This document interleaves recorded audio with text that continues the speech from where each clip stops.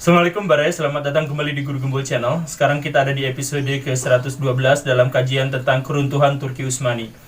Kekaisaran ini adalah salah satu kekaisaran terbesar dalam sejarah dunia, dilihat dari pengaruhnya dan dilihat dari bentangan wilayahnya. Wilayahnya mencapai 5.200.000 km persegi, melingkupi sebagian wilayah di Eropa, sebagian Timur Tengah, dan Afrika Utara. Wilayah kekuasaan yang sedemikian besar ini dikontrol dalam satu hierarki politik yang sangat mapan dan kuat. Walaupun ada di Eropa, tetapi kekhalifahan Turki Utsmani sampai dijadikan sebagai folklore di wilayah Sumatera, karena pengaruhnya memang mencapai wilayah itu. Dan di Eropa sendiri, di era kejayaannya, Turki Utsmani benar-benar menjadi salah satu teror yang paling mengerikan untuk negara-negara yang ada di sana. Disebutkan oleh Sultan Selim, seandainya ada kapal-kapal layar berbendera Prancis, Kepausan, atau Spanyol di Mediterania, itu mereka bisa berlayar di situ gara-gara toleransi dari kekhalifahan Turki Utsmani. Tetapi lambat laun kekhalifahan ini semakin lama semakin pudar, dan akhirnya dalam sebuah suksesi yang agak tragis, tahun 1924 kekhalifahan ini dinyatakan bubar dan tidak lagi tercantum dalam peta-peta dunia. Banyak kalangan revivalis yang kemudian menyatakan bahwa keruntuhan Turki Utsmani adalah konspirasi dari Yahudi, Zionis, atau Freemason, atau ketamakan dari Inggris. Tetapi semua itu tentu saja harus diabaikan, karena setiap institusi politik yang mengalami kemunduran itu pasti disebabkan oleh latar belakang internalnya. Dalam hal ini, Kekaisaran Turki Utsmani memang punya penyakit yang sangat kronis yang menggerogoti dirinya dari dalam. Seandainya penyakit ini sejak awal bisa disembuhkan, maka dia akan menjadi sangat kuat dan tetap akan kuat. Masalah-masalah internal yang tidak pernah dibahas oleh banyak orang-orang revivalis ini akan kita bahas di sini. Kita mulai.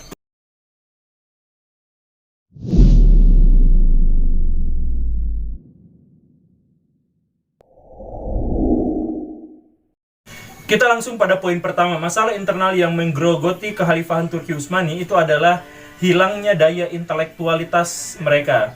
Jadi baraya begini, Turki Utsmani itu adalah sebuah kekhalifahan yang membawa sisa-sisa peradaban Islam. Tetapi mereka benar-benar tidak memiliki mentalitas untuk mempertahankannya.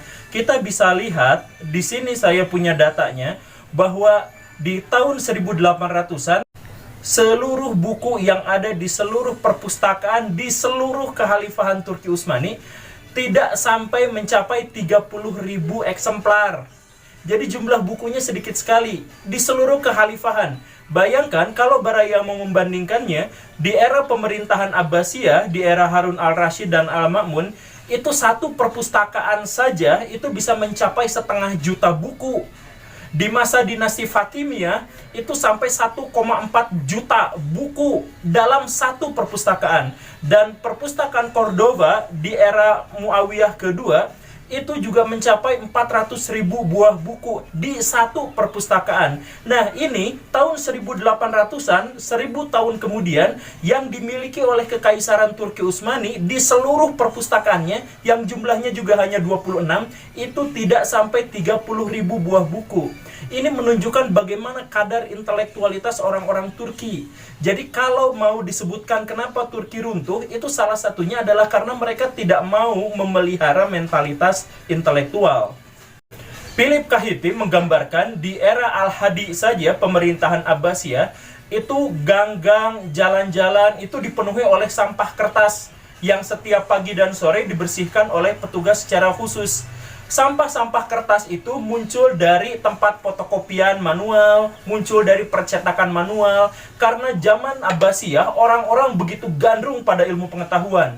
Bahkan Injil Thomas, Injil Lukas itu diterjemahkan dan dibaca oleh Muslim hanya untuk sumber pengetahuan, bukan untuk menjelek-jelekan. Kekhalifahan sampai bikin sebuah institusi khusus untuk para ilmuwan, untuk pengembangan ilmu pengetahuan. Sebulan sekali mereka datangkan ahli-ahli agama, ahli-ahli ilmu pengetahuan dari berbagai wilayah untuk berdebat dan berdiskusi di sana. Semuanya atas kadar intelektualitas. Turki hanya mengembangkan semangat fatalistis. Ya, sekarang kita mundur, ya ini mah sudah takdir ilahi, semua takdir ilahi. Kalau bangkrut, ya nggak apa-apa, dan namanya juga rezeki Tuhan, nggak bisa diapa-apain. Semangat fatalis ini yang muncul dari kuatnya pengaruh-pengaruh tarekat sufi pada waktu itu, inilah yang akhirnya menghancurkan semangat intelektualitas orang-orang Islam pada waktu itu. Di tahun 1800-an, tidak ada sekolah filsafat, tidak ada sekolah sains, tidak ada sekolah teknik. Semua sekolah itu terkait dengan sastra Arab, sastra Turki, dan sekolah-sekolah tasawuf. Dan semua itu disampaikan dengan metode hafalan. Jadi hafalannya kata per kata. Kata ustadznya, saya makan batagor, dirubah sama muridnya menjadi saya memakan batagor, itu dilarang keras. Pokoknya harus sama persis, taklid buta pada siapa yang mengajarkannya. Karena itu tidak boleh ada penemuan, tidak boleh ada ijtihad. Ijtihad ditutup sejak abad ke-12, tapi di Turki ijtihad itu pembaharuan pemikiran itu benar-benar dilarang keras. Semuanya harus mengikuti pada apa yang terjadi di masa lalu. Kan di masa lalu kita canggih, di masa lalu kita hebat, di masa lalu kita bisa menguasai dunia. Kalau kita mau maju, kita harus kembali ke masa lalu, lihat masa lalu. Banyak orang-orang Islam zaman sekarang yang berpikir seperti itu kan. Nah, itu adalah warisan dari kekhalifahan Turki Utsmani. Dan kemunculan itu adalah gagasan-gagasan dari tasawuf yang sudah kacau balau pada waktu itu. Kita bisa melihat catatan Arberi, dia menjelaskan bagaimana tasawuf itu sudah melenceng jauh. Pas tasawuf generasi awal itu bagaimana caranya zuhud, bagaimana caranya memelihara hati dan etika, bagaimana caranya memadu-madankan Al-Quran yang disesuaikan dengan kondisi sosial masyarakat. Nah, tasawuf di zaman Turki Utsmani di tahun 1700, tahun 1800-an itu benar-benar melenceng. Nanti kalau kamu pengen dapat rezeki ini, nanti kamu wiridnya ini sekian ribu sekali. Kalau kamu pengen dapat jodoh, kamu wiridnya ini sekian kali setiap hari. Jadi yang diajarkan itu adalah hal-hal yang semacam itu. Tidak ada buku baru, tidak ada ijtihad baru, tidak ada penemuan baru, tidak ada penelitian baru. Ada upaya-upaya pembaharuan yang dilakukan oleh beberapa sultan atau khalifah, tapi semuanya juga biasanya mentok di jalan. Misalkan pada tahun 1734, ada sekolah teknik dibangun di Istanbul. Sekolah teknik itu tak berapa lama digugat oleh para ulama yang dikatakan ini bid'ah, ini hasil peradaban barat, ini jelek. Akhirnya sekolah teknik itu bubar. Tahun 1729, kekhalifahan itu sampai memohon-mohon pada ulama untuk diizinkan bikin cetakan buku. Jadi buku bisa dicetak itu baru tahun 1729, dan itu pun sangat terbatas, itu pun tidak boleh mengkaji masalah di luar agama, hanya masalah wirid, sholawat, itu saja. Jadi bagaimana kadar intelektualitas kekhalifahan itu bisa diukur dari bahwa untuk bikin mesin cetak saja mereka membutuhkan 3 abad lebih terlambat daripada teman-teman mereka yang ada di sebelah barat, di Eropa Barat. Dan buku non-agama pada akhirnya boleh diterbitkan setelah tahun 1800-an di bawah Sultan Mahmud II. Jadi bayangkan Baraya, ketika orang-orang barat di tahun 1800-an sudah memunculkan Newton, sudah memunculkan Descartes, sudah memunculkan Beethoven, bahkan sudah memunculkan Hegel, orang-orang di Turki itu baru bisa mencetak buku tentang ilmu pengetahuan. Betapa terlambatnya. Sehingga ketika Turki misalkan menemukan teknologi baru, senapan gaya baru, meriam gaya baru, itu ulama-ulama sampai berdebat berminggu-minggu tentang apakah ini halal atau haram untuk digunakan. Jadi sekali lagi Baraya, kalau kita melihat kondisi Turki Utsmani, kita harus fokus pada introspeksi diri, lihat apa yang terjadi di dalamnya, kekeroposan luar biasa. Agama sudah didistorsi oleh tasawuf-tasawuf yang menyimpang itu, yang aneh itu, dan intelektualitas sudah benar-benar tidak lagi bisa hidup di sana. Faktor berikutnya yang menyebabkan Turki Utsmani lemah dan akhirnya lengser itu adalah karena tidak ada kesepakatan dan kepatuhan dari kalangan tentaranya. Khususnya dalam hal ini adalah tentara Janissary. Tentara Janissary adalah salah satu tentara paling legendaris di Turki. Mereka lah yang membobol benteng Konstantinopel, dan sepanjang beberapa abad mereka menjadi salah satu kekuatan tempur yang paling ditakuti di Eropa. Tetapi karena mereka sudah terpengaruh oleh ajaran-ajaran yang menyesatkan dan menjauhkan dari dunia intelektualitas, maka orang-orang Janissary itu menjadi kecanduan sama masa lalu. di masa lalu kami gini, di masa lalu kami gitu, dan seterusnya. Mereka tidak ikut pada perkembangan zaman. Setiap ada pembaharuan, ada perkembangan, mereka malah tahan itu. Bahkan beberapa di antaranya mereka harus berkonflik dengan sultan sekaligus. Sultan Sulaiman itu pernah hampir dibunuh oleh tentara Janisari, tepatnya pada tahun 1525. Kemudian pada tahun 1631, itu Sultan ribut dengan Murad keempat, gara-gara Perdana Menteri. Di tahun 1727, mereka bahkan memberontak masuk ke istana untuk menyandra kekhalifahan. Begitu seterusnya, Janisari itu benar-benar kuat dari dalam, dan mereka mengontrol ekonomi dan pemerintahan. Di sana mereka jadi calo-calo pasar, mereka menjadi preman-preman terminal, preman pelabuhan maksudnya. Tahun 1826, seorang khalifah yang progresif, Sultan Mahmud kedua, itu berusaha untuk bikin ketentaraan yang lebih efisien ala orang-orang Eropa. Tentara Janisari marah luar biasa. Sampai dengan sebuah intrik, akhirnya Sultan Mahmud berhasil membunuh sampai 1.000 orang tentara Janisari, atasan-atasannya, dan membubarkan korpsnya. Karena memang merongrong kekhalifahan terlalu kuat. Tetapi pembubaran itu terlambat. Karena itu tahun 1826, ketika orang-orang Eropa bahkan sudah menemukan mobil, sudah menemukan kereta api, sedangkan kekhalifahan pada waktu itu bahkan hanya menggunakan senapan yang sangat butut kualitasnya. Itu masalah kualitas. Belum lagi soal kondisi fisik. Orang-orang dulu, tentara Janisari itu dilatih sangat ekstrim, ditempa sangat kuat. Kemudian mereka dilapisi oleh teknologi yang sangat hebat. Ketika menyerang Eropa, Turki itu membawa meriam terbesar dalam sejarah. Tetapi di era tahun 1800-an, jangankan meriam segede gaban, mereka senapan pun masih senapan jadul, dan mereka tidak dibekali oleh kemampuan bela diri yang mumpuni. Karena dulu mau belajar dengan ditempa secara militer, sekarang kamu kalau mau kuat, kena peluru, kamu wiridnya ini. Balik lagi ke sana. Kita punya datanya ini kuantitasnya. Kemudian masalah selanjutnya yang menggerogoti Turki itu adalah ekonomi. Jadi baraya begini, di tahun 1700-an, 1800-an, orang-orang Eropa itu mengalami revolusi industri.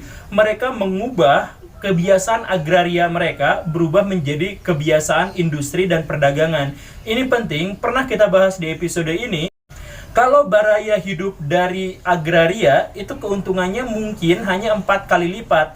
Tapi kalau baraya hidup dari industri dan teknologi, itu baraya bisa dapat untung ratusan kali lipat. Nah, orang-orang Eropa dapat keuntungan ratusan kali lipat.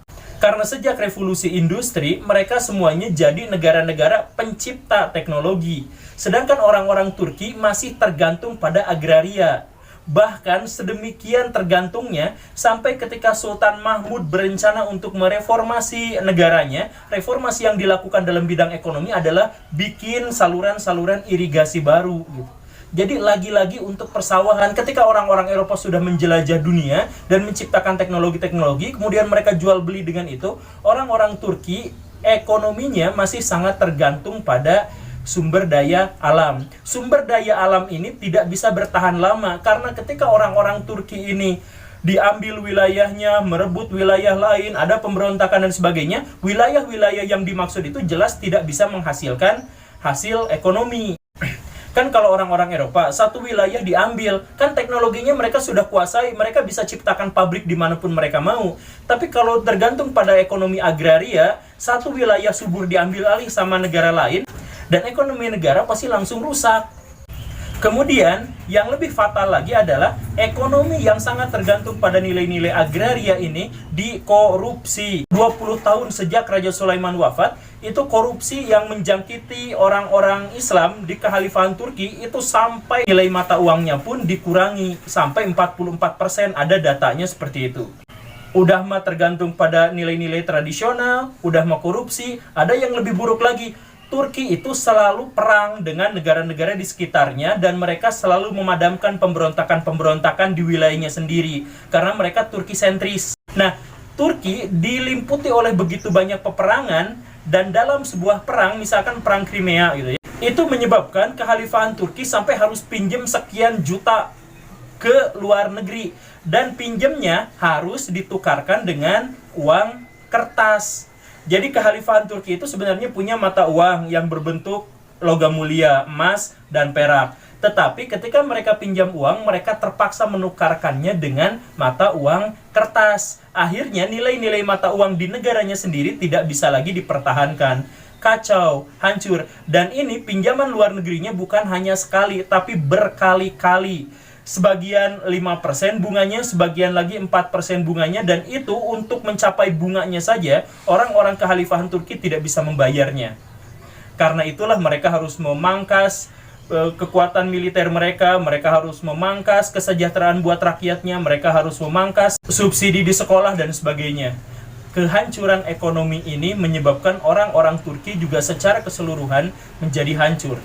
Kita belum berbicara soal kehidupan bangsawan yang terlalu berfoya-foya, kita belum berbicara tentang bagaimana terjadinya skandal di pemerintahan dan sebagainya. Dari situ saja kita mewajarkan bahwa Kekhalifahan Turki Utsmani memang semestinya runtuh. Bahkan mereka bisa bertahan sampai 1924, itu adalah sebuah keajaiban. Sekali lagi, kita bukan menjelek-jelekan, tetapi kita harus introspeksi. Kalau Baraya kembali kepada Al-Quran dan Sunnah, katakanlah begitu, di dalam Al-Quran, setan itu tipu dayanya lemah. Jadi kalau Baraya punya masalah, jangan salahin setan. Di dalam Al-Quran juga disebutkan bahwa Muslim itu pasti menang, kecuali kalau mereka imannya lemah. Nah, jadi kalau sekarang Turki Utsmani dikalahkan, jangan salahkan pihak lain, karena tidak membantu apapun. Analisis kesalahannya di mana, analisis kekurangannya apa, kemudian kita jadikan sebagai bahan bakar perbaikan dan perubahan. Oke, Baraya itu saja. Semoga bermanfaat. Silakan tonton episode saya yang lain. Saya Guru Gembul. Assalamualaikum warahmatullahi wabarakatuh.